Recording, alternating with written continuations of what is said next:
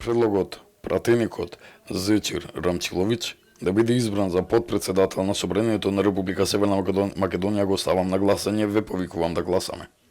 Вкупно гласаа 78 пратеници, за гласаа 62 пратеници, воздржани нема, против гласа 16 пратеници. Констатирам дека пратеникот Зечир Рамчиловиќ е избран за потпредседател на Собранието на Република Северна Македонија. Изјавувам дека функцијата потпредседател на Собранието на Република Северна Македонија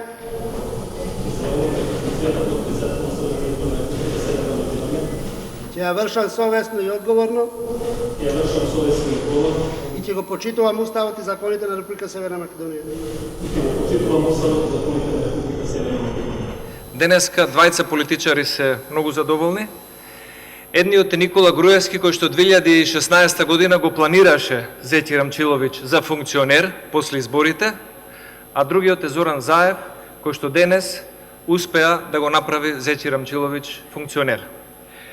Политиката има своји парадокси и еден од парадоксите е денешниот пример.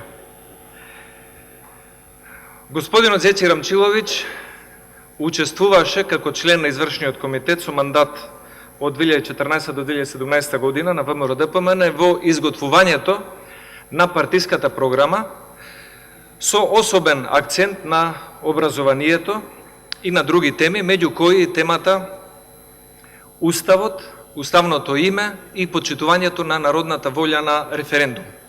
И дали е довле сменјањето страни еднаш, два пати, три пати, пет пати, или човек треба да има конзистентност?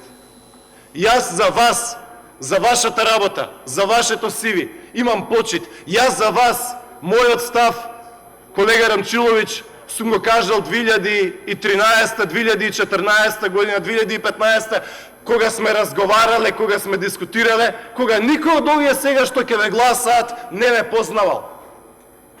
Кога сум отишол на промоција на ваша книга, во време на оваа страховлада.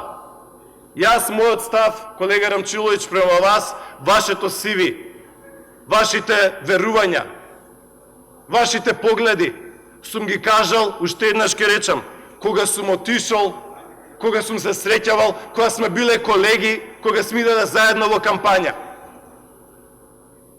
Но вреди ли, колега Рамчиловиќ, заради 3 месеци да се биде функционер? Се распуштаме за 3 месеци, готово е. Вреди ли да се погазат сите овие работи? Вреди ли да се отиде на другата страна? Нема проблем, легитимно е, но отидете кај нив на листа, нека го верификуваат тоа граѓаните. Не е мала работа, вас ве гласал народ, вас ве поддржало членство, вашата кампања и во вашата функција се вложиле луѓе. И вие сега им велите, чао, пријатно, јас се договорив по ходници тука во парламентов да правам нешто сосема друго. Инаку, за разлика од моите колеги кои што дофрла емотивно реагира, ја уживам во вашите настапи. Уживав, мислам, онака лење крокодилски слози од страна на големото моќно ВМРО-ДПМН, исклучително ми се допаѓа. Јас уживав во настапот. И вашиот, и на Милошевски, и на координаторот, и особено на колегата Владко Ѓорџев. Така да најголемата реформа што ја направија граѓаните, тоа што ВМРО-ДПМН го тера во опозиција и таму ќе се остане уште подолг период.